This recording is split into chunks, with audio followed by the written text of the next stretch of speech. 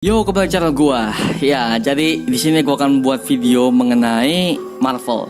Biar gua nggak dikira gua kayak mocok-mocokin MCU, karena banyak dari kalian fans MCU di video gua ngebahas alasan DC dibeli oleh Disney. Ya, video yang lalu itu kebanyakan dari kalian beberapa itu ya fans MCU garis keras gitu ya. Jadi, maka dari gua akan bahas mengenai Marvel ya, untuk pendingan kepala kalian yang bagi kalian fans MCU garis keras nih. Nah, jadi gua akan mereview ya, sedikit mereview mengenai Avengers ya.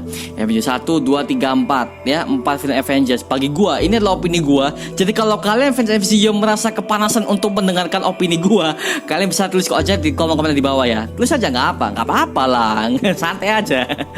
Tapi ya lu komennya jangan terlalu beringas juga, Pak. Waduh, gua ngering-ngerinjir ngeliatin komen-komennya kemarin. Lalu gitu.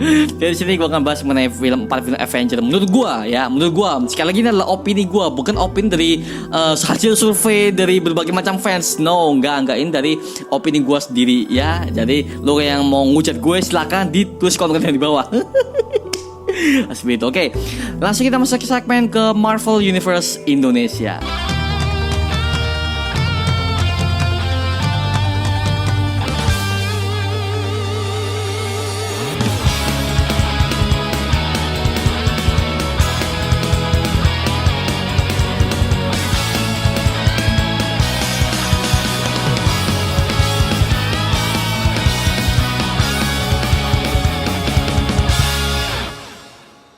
Nih jujur nih ya, ini adalah konten yang dimana gue nggak pernah upload ya, karena ya untuk Marvel sih oke bagus, tapi gue kebanyakan sih nontonnya Marvel Netflix sih, karena Marvel Netflix itu lebih dapet sih daripada MCU. Ini adalah pendapat gue ya, pendapat gue, please jangan dihujat gue.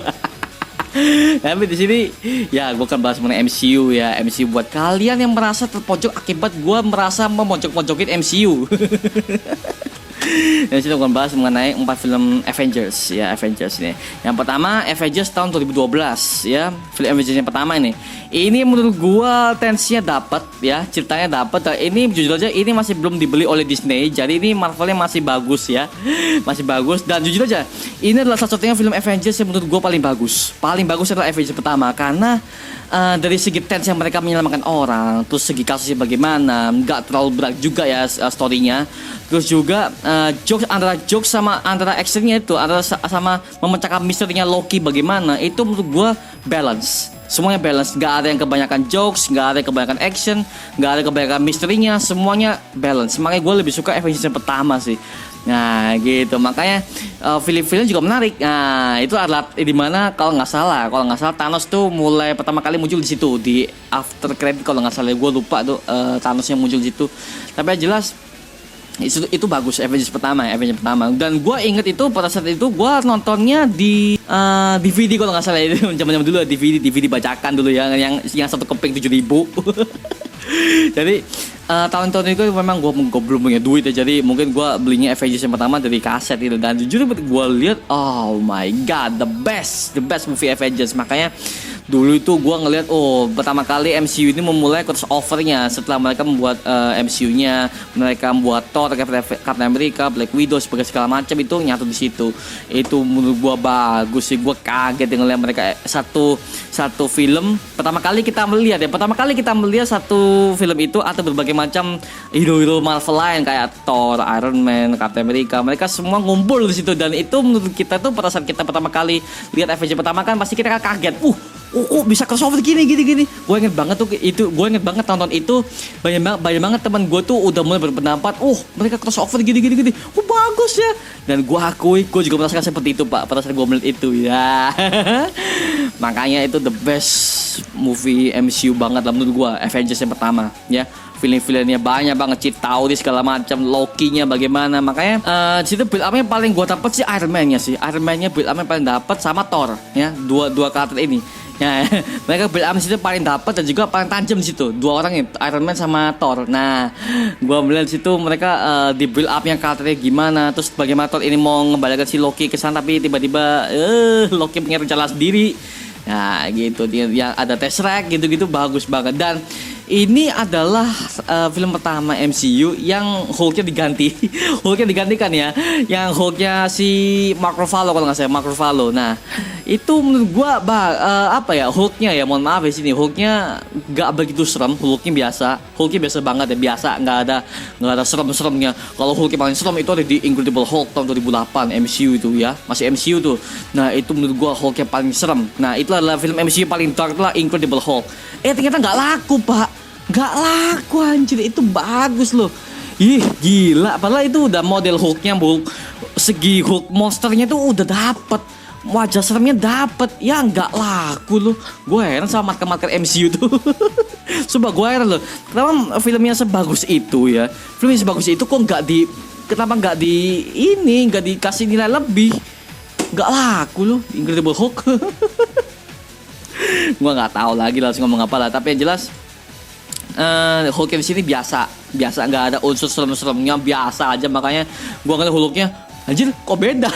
Ya mungkin karena pemainnya beda mungkin, tapi ya karena ini katanya ini adalah masih satu timeline dengan MCU ya, seharusnya model Hulknya jangan sampai lu buat beda dong, karena kan ya ini kan masih satu timeline. Jadi gue ngeliat di situ aneh. Kenapa nggak mereka bikin Hulk yang kemarin, lu beda lagi modelnya.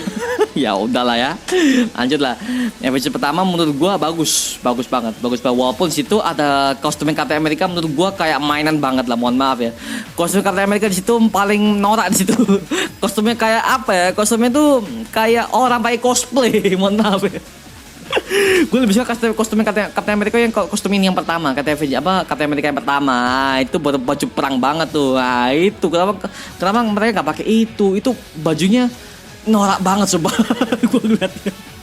Ya mungkin karena timelinenya ketika Steve Rogers kan udah bangun selama 70 tahun ya. Jadi kostum Captain America tuh udah nggak ada mungkin, atau mungkin gue lupa tuh film MCU Captain America tuh akhir-akhirnya bagaimana. Tapi ya itu menurut gue kostumnya paling norak di situ. kayak mainan coba, kayak action figure nih, lu beli ya kayak mainan tuh.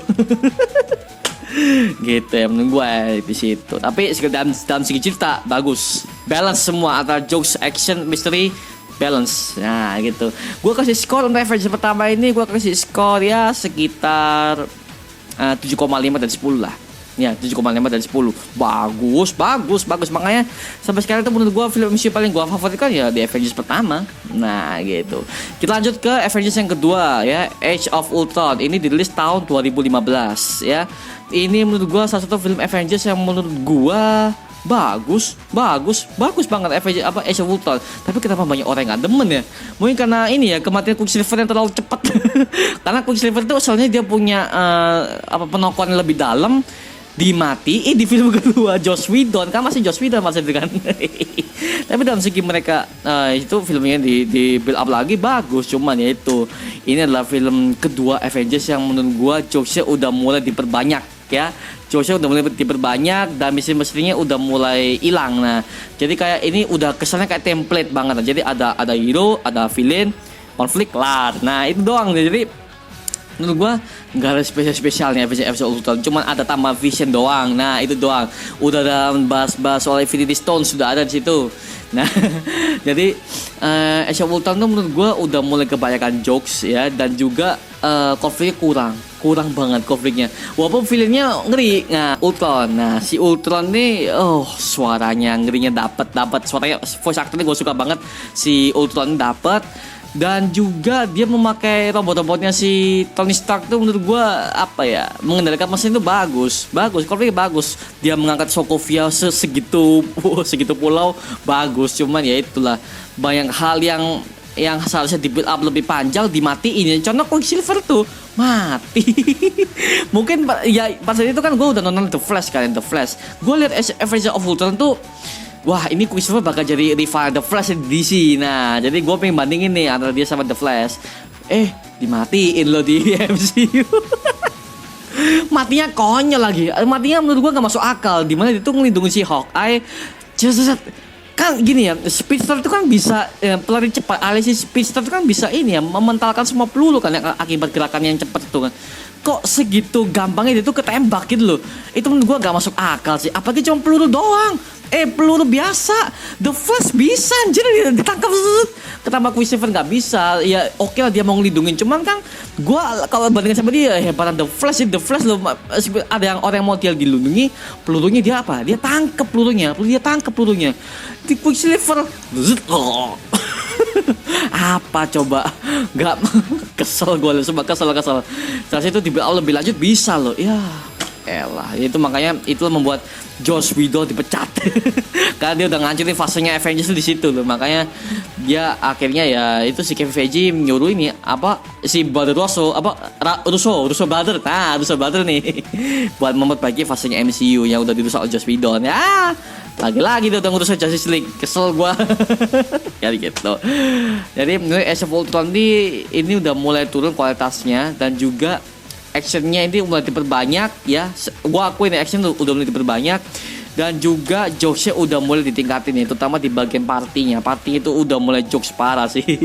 Partinya terus sama pas momen seriusnya tuh udah ada jokes itu menurut gua apa ya, nggak kerasa film superhero-nya ya, nggak ada gitu.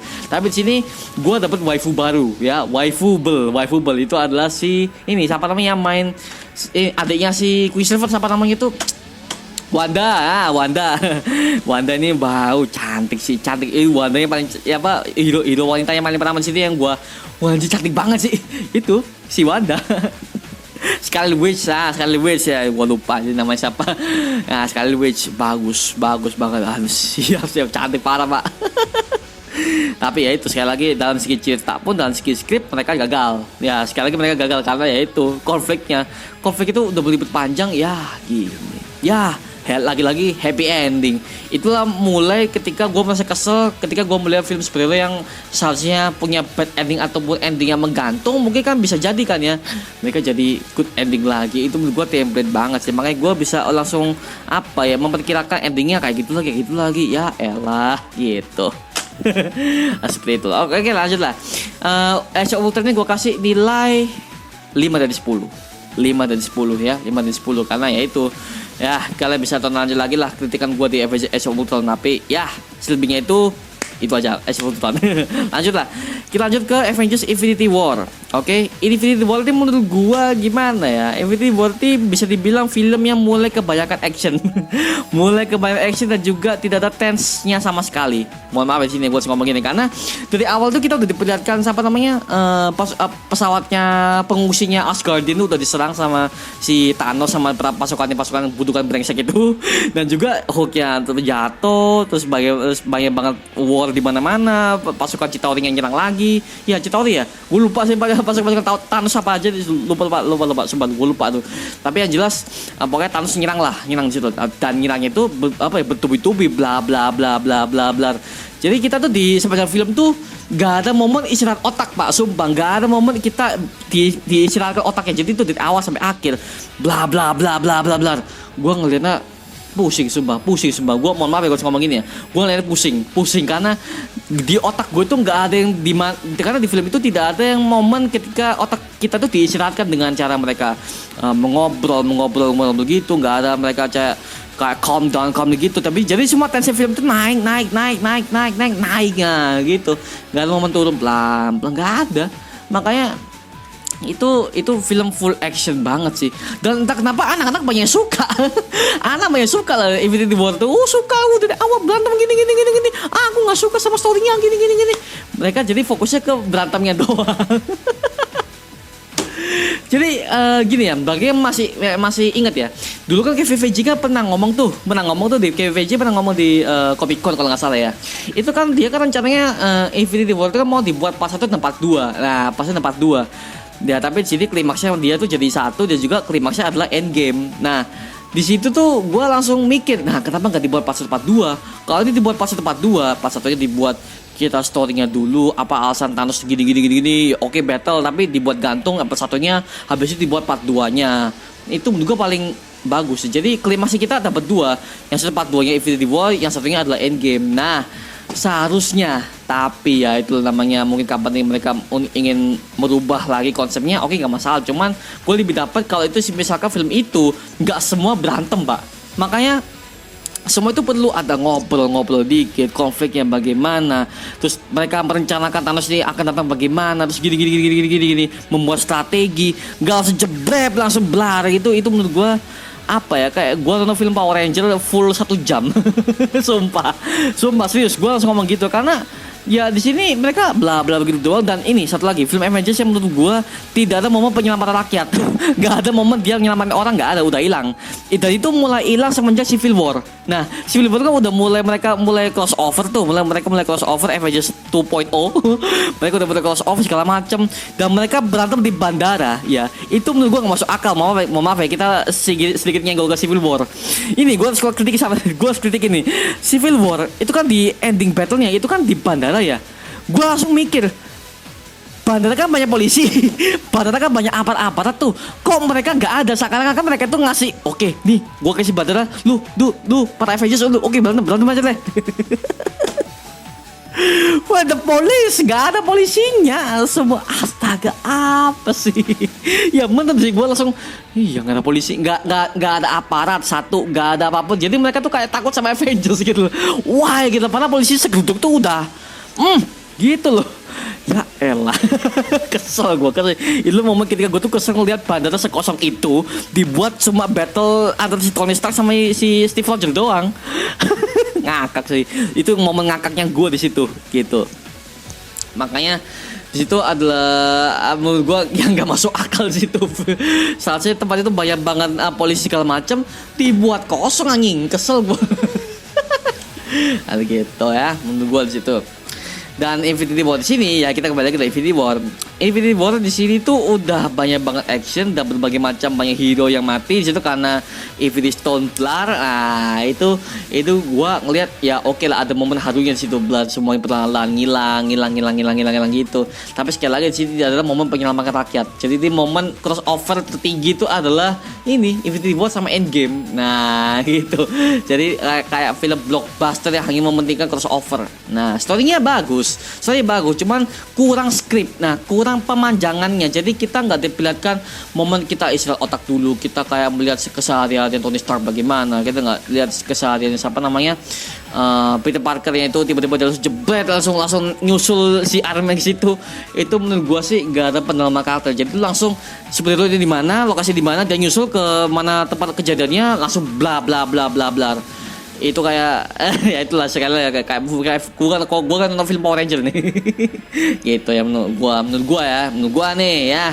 Jadi kalau mau punya pendapat lain tulis aja di kolom komentar di bawah. Oke, sekali lagi tulis. Tapi di sini Infinity War oke lah, sebetulnya filmnya gua kasih nilai ya bisa dibilang gua kasih nilai Infinity War tuh sekitar 3 dari 10 karena di situ gue benar-benar capek dan gue pusing pak ngeliatnya karena itu sepanjang film tuh bla bla bla bla bla bla. Aduh apa sih nggak ada sinematiknya sama sekali, gila tuh aduh. Gitu ya Infinity War ya gitu. Kita lanjut ke film yang terakhir yaitu Avengers Endgame di tahun 2019 kalau nggak salah ya, gue agak lupa nih. Ya di sini Endgame yang dibangun di sini ya. Sebelum Endgame rilis tuh gue udah mulai banyak banget kena spoiler dan juga banyak banget teman-teman gue yang mau mulai memasangkan teori ini ketika Endgame tuh gini kok bisa bagaimana Thanos itu bisa mengembalikan semua 50% universe ke situ. Nah itu banyak banget para youtuber juga banyak banget orang-orang fans Marvel ya MCU itu mereka mulai membuat teori-teori mereka sendiri ketika Thanos akan kembali lagi seperti apa, terus Captain Marvel yang akan datang seperti apa. Nah itu adalah momen dimana seantisipasi gini ternyata fans MCU gitu loh. Ya gue salut mereka buat begitu karena itu udah menjual mereka filmnya bagus. Nah ternyata this is the best movie to me ya juga bagus. Endgame ini menurut gue bagus karena mereka dari tense awalnya kita perlihatkan keluarga si Hawkeye hilang, terus Hawkeye jadi vigilante di Jepang kalau nggak salah ya, jadi Ronin gitu. Terus banyak banget konflik itu jadi di mana-mana, 50% orang hilang, terus si Ant-Man nyari putihnya nggak ada, terus gini dia itu menurut gua bagus karena kita diperlihatkan momen sedihnya ketika orang hilang. Avengers ini harus membangun rencana dalam kurun waktu 5 tahun. Nah, 5 tahun mereka ngatur rencana itu lama banget, kelamaan, Pak. Jadi ini time skipnya ke tahun 2023 secara timeline di filmnya ya secara di filmnya. Dan menurut gua di sini bagus banget kita diperlihatkan keluarganya Tony Stark bagaimana. Nah, Tony Stark dia udah punya putri itu namanya siapa namanya gue lupa nama anaknya siapa itu. Namanya jelas bagus, semuanya bagus. Tunjukkan pelan-pelan mereka membangun mesin waktu bagaimana dengan bantuan Tony Stark gini. Terus Tony Starknya sedih karena dia nggak bisa nyelamatin si Peter Parkernya, kan Peter Parker udah mati tuh di situ di Spider-Man yang itu. Nah gitu, jadi ada momen ketika kita itu dibuat terharu sama dibuat ada momen jeng, nah itu ada actionnya di terakhir. Nah itu menurut gue bagus banget. Malah banyak teman-teman gue jadi kampus gak ada yang teman Pak Endgame. Gue tanya tuh, gue inget pada saat itu gue masih kuliah di kelas itu ya, pagi-pagi jam 7:30 kalau nggak salah ya, itu kelas mau mulai. Temen gue habis nonton Endgame. Nah temen gue habis nonton Endgame nih, gue nggak mau sebut namanya ya, tapi temen gue tanya temen gue, bro, lu udah nonton belum Endgame? Dia ngomong udah. Tapi kalau gue bandingkan dengan Infinity War, bagus Infinity War. Gue tanya dong, lu kenapa bagus Infinity War? Dia bilang gini, Endgame tuh ngantuk dulu Pak, dari awal pelan-pelan dulu baru kadang jebret. Jadi kalau kalian mau nonton Endgame harus nontonnya dari tengah-tengah aja, awal-awalnya nggak usah. Itu adalah komentar yang menurut gua bocah banget sih. Namanya film kan namanya cerita, lu ikutin ceritanya. Lu cuma mendingin beda-beda doang, ya elah. Bocah banget nih anak. Jadi menurut gua ya elah anjing. Jadi ini namanya film. Film kan ada tensi yang pelan dulu, turun baru jebret, naik ke actionnya. Itu menurut gua bagus banget. Itu namanya film, tensinya dipermainkan kita sebagai penonton. Nah, gitu loh. Makanya gua melihat Endgame di situ bagus. Ada momen ketika Avengers Assemble. Lu bayangin sini itu ada ya, Avengers Assemble ada, tapi di awal film lu udah dikasih tahu ada film actionnya banyak di mana mereka masih perang bla bla bla bla, terus si ending Avengers Assemble. Lu nggak akan dapat Pak tensinya, nggak akan dapat karena ya tensinya dari awal udah bla bla bla. Itu pada saat lu nonton Avengers Assemble itu nggak akan ada satisfying moment. Lu bayangin aja sekarang. Jadi itu Endgame paling bagus di mana Tony Stark mati, The Blair dari Tony Stark mati. Itu semua gue masih ingat satu studio nangis Pak. Ada beberapa yang nangis. Cuman gue ngelihatnya bagus. Dia kematian Tony Stark itu dibikin keren di sini, makanya di sini adalah strategi Disney dan MCU menurut gue bagus banget. Dimana mereka itu menggabungkan kombinasi mereka antara jokes dan juga itu bagus. Cuman ya di Endgame ya, yang gue lebih kesel Endgame di sini ya, itu adalah ketika momen dimana si Peter Quill ya, si Star Lord brengsek itu, dia sempat-sempatnya ngejokes di tengah-tengah battle.